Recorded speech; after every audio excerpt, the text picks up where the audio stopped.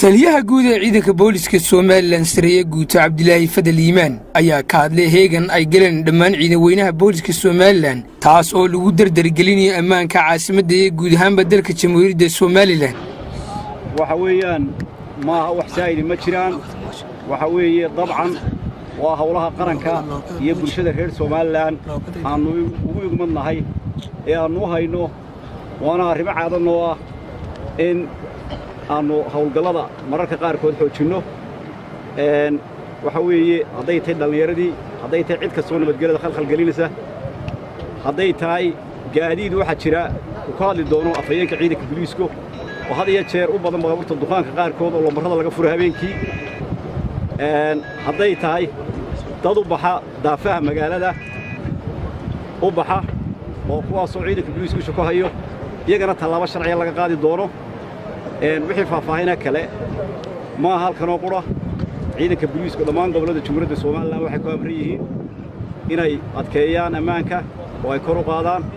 waana hawlahayiga caadiga ah waxaana bulshada reer Soomaaliland aan halkan uga mahad celinayaa sida wanaagsan ee ciidanka booliiska ay ugu soo jeedaan oo la shaqeeyaan waxaan leeyahay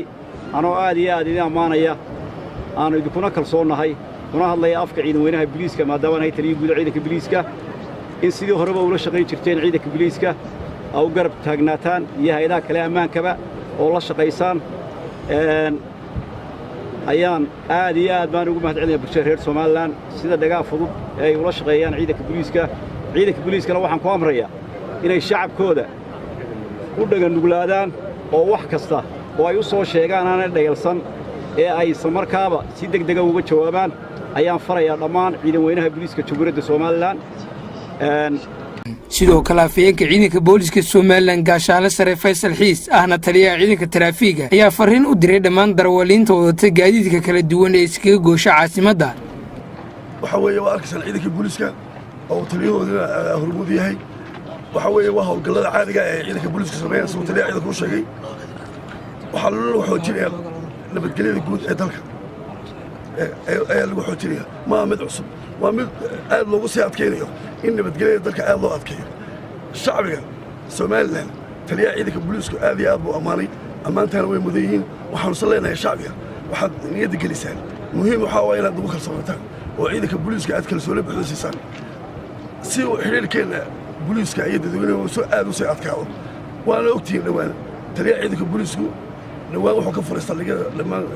saldhigyada badankooda wuxuu ka furay xarumo loo furay sidii loogu adkeyn lahaa booliiska iyo dadweynaha ay had iyo jeer la xiriir lahayn sida uu sheegayna dhammaan dadweynaha waxaa laga doonayaa qof kasta wax arka ama faldibada dhacay arka inuu ciidanka booliiska ee ugu dhow inuu u soo sheego ciidanka booliiskana taliyaha ciidanka booliiska ayaa amar adag ku bixiyey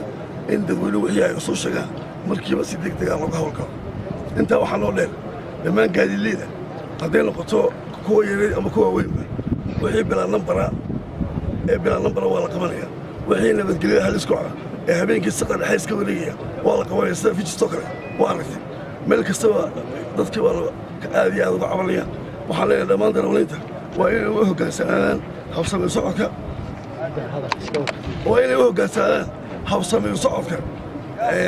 shuruucda gaadiidka waxaana la farayaa inay awaamirta qaataan oo ay si xadidan u socdaan